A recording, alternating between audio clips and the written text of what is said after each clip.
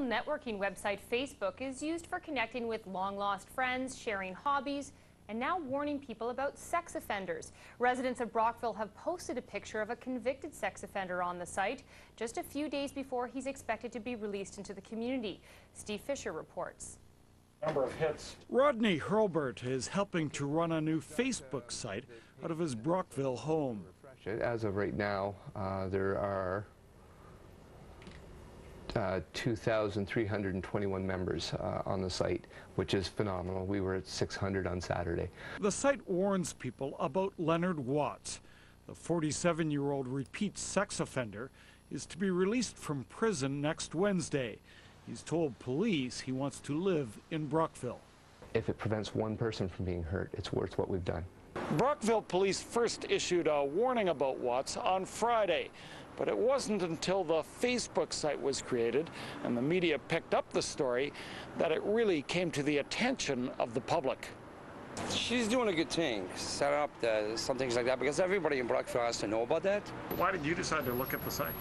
Because I want to make sure that my family and all that's okay, and my friends and everything else. My feeling in the matter is that they should leave the man alone. He's paid his time. There are now dozens of sites on Facebook warning people about sex offenders across Canada and the U.S.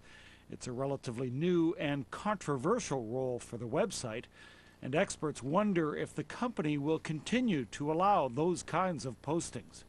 Facebook is a private company, as a private company, it's up to them to decide what they want to do with this kind of content. Hurlbert has already deleted several postings that talked about attacking, even killing Watts if he moves to Brockville. If he does come here, the site will not publish his address out of concerns for his safety. Steve Fisher, CBC News, Brockville.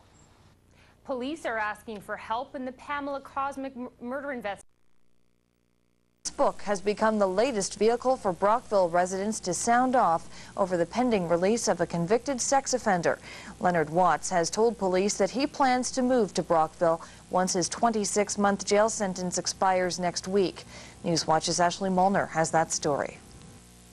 With a convicted sex offender planning to move to Brockville, members of the community are taking a stand. Residents are logged onto the social networking site Facebook, hoping to gather enough support to keep Leonard Watts out of the city. Rodney Hurlbert is the officer of the group Sex Offender in Our City. We've got a lot of young girls in the city that are in the age bracket that this gentleman seems to have a fancy for.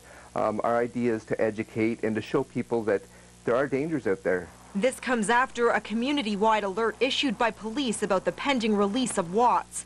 The 47-year-old is coming to the end of a 26-month sentence for sexually assaulting a teenage girl. Police are calling him a high risk to reoffend. He's a free man. He's free from Corrections Canada, and he's got every right to locate wherever he wants to locate. Not good enough for some residents who fear for the safety of their children. A leopard never changes his spots. Once a predator, always a predator. Over 2,300 people have already joined the group. The page displays a picture of Watts and descriptions of his convictions and terms of his release. Hurlbert says vigilantism is not tolerated. Some people have decided that they're going to put posters up.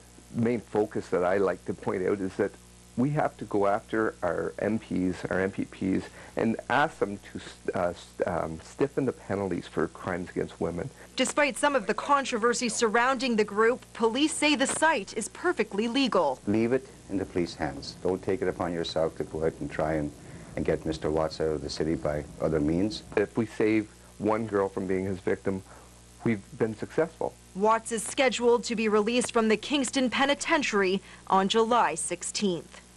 Ashley Molnar, CKWS Newswatch, Brockville.